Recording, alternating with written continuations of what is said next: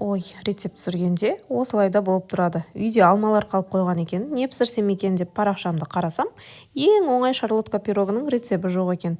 Осыны пісіріп рецебінде түсіріп алдым. Алмалардың сыртын тазартып, майда бөліктерге бөліп турап аламыз. Құрғақ таза ыдысқа жұмыртқа, тұз, қант салып, миксермен ағарып көтеріліп шыққанша араластырамыз. Ертіп алған сары май, қаймақты қосып, тағы да араластырамыз.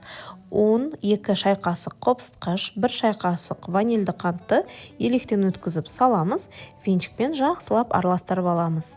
Турап алған алмаларды салып, жақсылап араластырып, дайындап алған 28 диаметрлі формаға саламыз, үстін тегістейміз.